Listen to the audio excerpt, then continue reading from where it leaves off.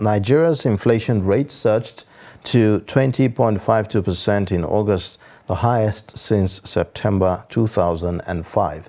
According to details of the inflation figures published by the National Bureau of Statistics, the inflation figure rose from 19.64% recorded in July.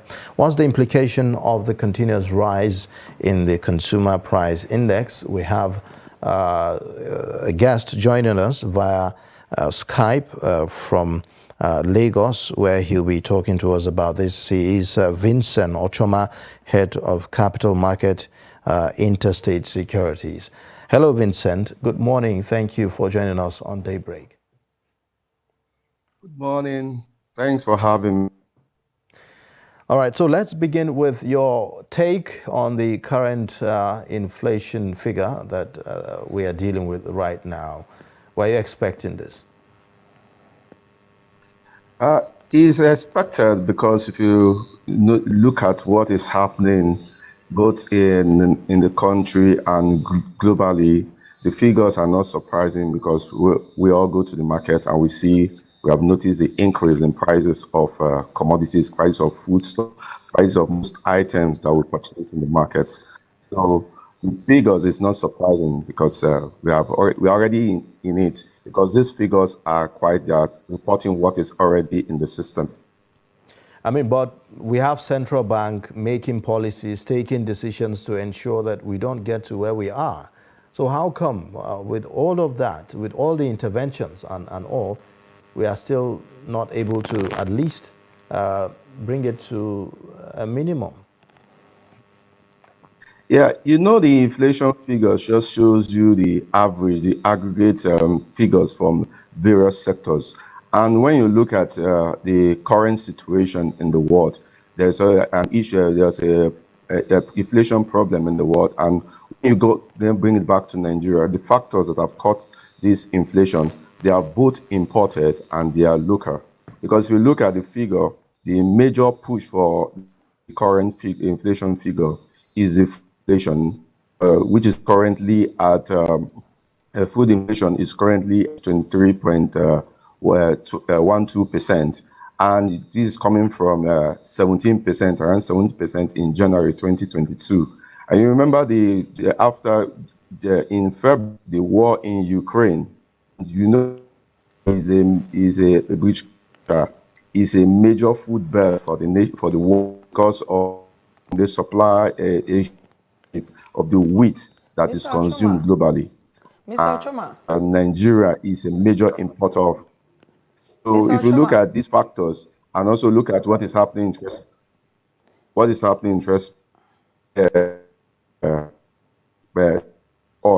and being an import-dependent country, we are definitely going to import this global inflation into the country. Mr. Coupled that we are also facing our own problems locally, the insecurity in the country, and also the logistic challenges as production in the country. So how we arrived at where we are.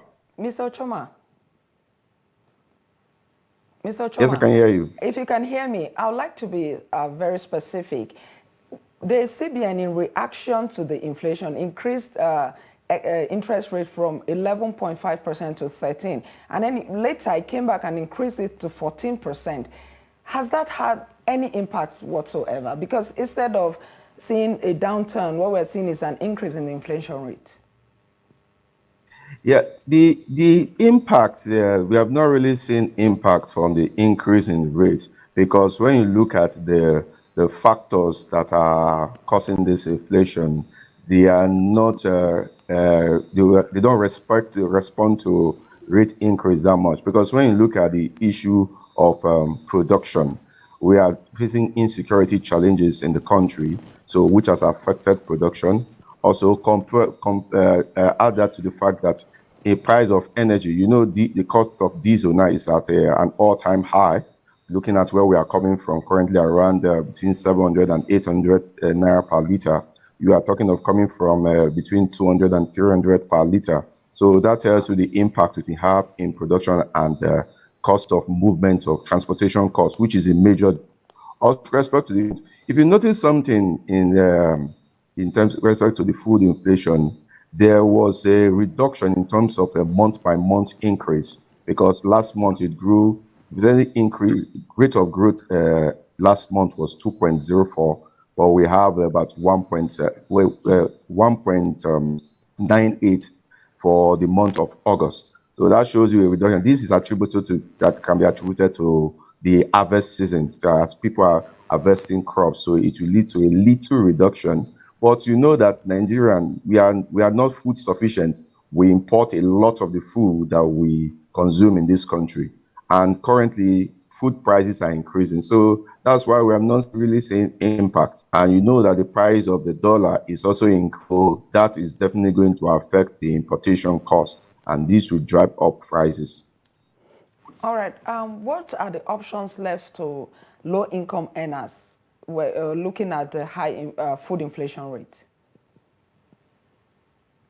The options are quite limited. I think that's why the CBN tries to do what it can within its ability to curb this surge. But I think a lot of responsibility will lie with the fiscal policy managers, because, like I mentioned, logistic challenges and also production issues. These are some of the things that can be taken care of by the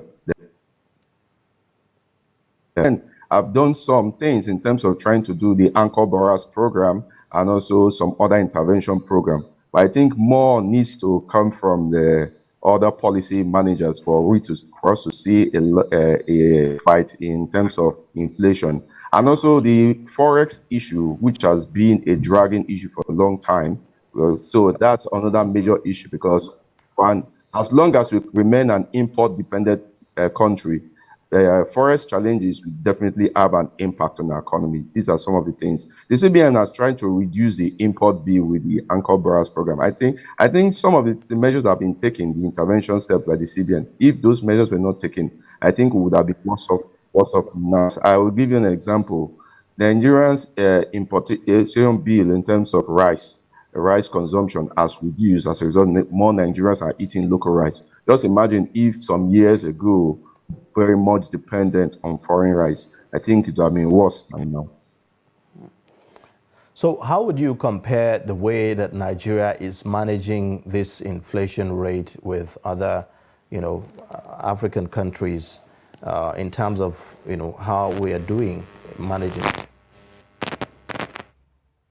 Yeah, the inflation, a lot of African, there's not much. The situation is quite bad, because when you look at a country like Ghana, we are talking about 20.52 in Nigeria. Ghana is over 30%, their inflation figure. Also looking at a country like Angola, their inflation figure is also surging. But when you look at the global management in some of the developed countries, we have seen a little respite, especially after the deal to export wheat, because before that deal, once the war broke out, the invasion of Ukraine, we saw energy prices surging and also food prices going above the roof. It was broke out by the United Nations and Turkey that allowed export of wheat from Ukraine after it was stopped. So that kind of affect in some developed countries. But I think it has not really affected the developing country, because a little of that export is coming to Nigeria. The main thing is that, unlike when you are using monetary policy to prevent inflation, there will be a little impact in terms of, if we don't correct the logistic bottleneck and also the production issue, as well as the forex challenges, I think there will be little from the management, except we are looking through the harvest season. Maybe we can see some reduction in food, because the major part of this inflation is the food inflation. All right, Mr. Ochoma. Experts will say that the inflation figuratively chews at the money even while it's still in your pocket.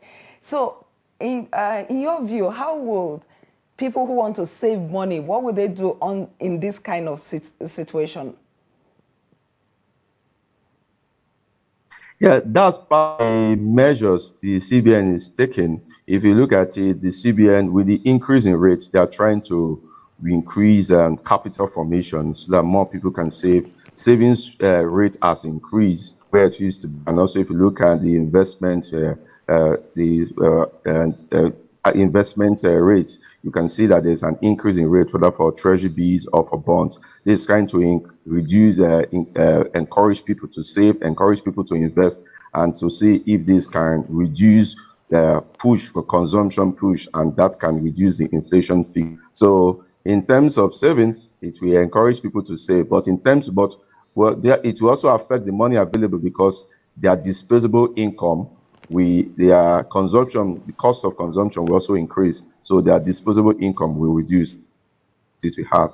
It's not a good one because when you look at what 100 naira can buy in January, but when you look at the current rate, it's difficult for you to purchase that thing that you can purchase even with 200 naira. So it's quite a challenging time for the country. It's a global phenomenon, but it's worse for Nigeria because when you look at the impact, a lot of this is self-inflicted because it is imported. If we have done some of the things that we ought to have done in terms of improving our production capacity, I don't think it would have been this bad for Nigeria. Because in the global, we're talking about less than 10% in developed countries, but we're talking about over 20% in Nigeria. All right, thank you so much for joining us on Daybreak. Vincent Ochoma, Head of Capital Market in Interstate Securities. We appreciate you joining.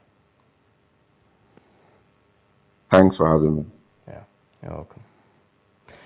All right, we'll take a short breather now, and then when we return, we'll take a look at other issues on Daybreak. Join.